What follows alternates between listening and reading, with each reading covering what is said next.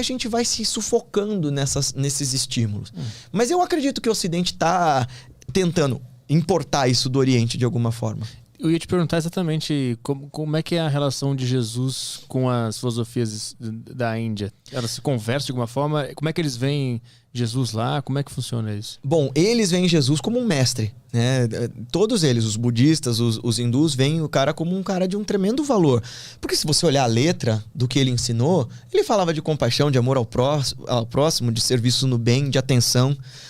Mas tem uma coisa legal que existe um monte de mestre lá que acha que Jesus foi para a Índia dos 13 aos 30 anos. Porque ninguém sabe o que rolou com ele nessa época, né?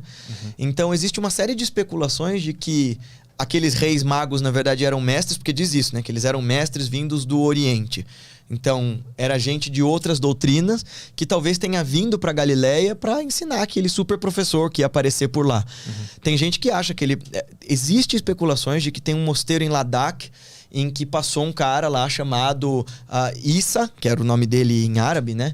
E que ele havia aprendido tudo com aqueles mestres e que tinha se tornado um grande professor e que voltou para sua terra e foi morto pelos seus.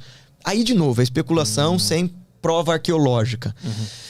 Mas, quando você olha o que ele fala, ou ele foi lá aprender, ou, talvez, essas grandes verdades sobre compaixão, consciência, amor ao próximo e sobre essa continuidade da existência numa realidade de felicidade sem fim, isso sejam descobertas inatas do ser humano. Sim. E eu ia perguntar isso também agora, eu ia falar sobre isso. Parece que todas as civilizações, elas chegaram na mesma conclusão, só que falaram de outras maneiras ou desenharam outras figuras para explicar essas mensagens. Meu mestre explica assim, Arthur, que essa realidade divina, esse Deus ou esse absoluto, é como se fosse uma luz infinita. Que quando a gente tenta olhar direto para ele, não é possível porque nos cega. Então, em compaixão, ele coloca diante de si um cristal dilapidado em milhões de faces. E aí, esse cristal vai criar milhares e milhões de faixinhos de luz. Cada um desses faixinhos de luz é a nossa religião, ou a nossa ciência, ou o nosso ponto de vista, ou a nossa cultura.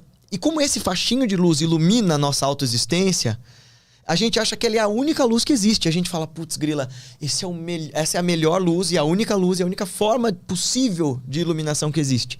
Mas o meu mestre diz, experimenta virar um pouco o ângulo da sua cabeça e você vai descobrir outras luzes, outras matizes de cores tão novas, bonitas e perfeitas quanto a sua, mas ao mesmo tempo completamente únicas e diferentes e que no fim das contas são só frações para descrever esse absoluto inefável.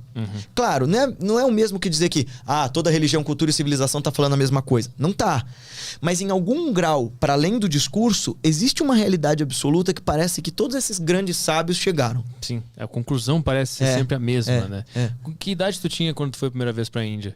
Eu tinha 18, eu tinha acabado de fazer 18 anos. Que ano foi isso? 2011, faz 10 anos. 2011. Como é que... O que tu foi fazer lá primeiro? A pergunta é, como é que tu conhece um mestre? Como é que o mestre vira o teu mestre? Como é que rola esse contato para ir para lá e ter um mestre? Tá. Eu vou falar do lado concreto e do lado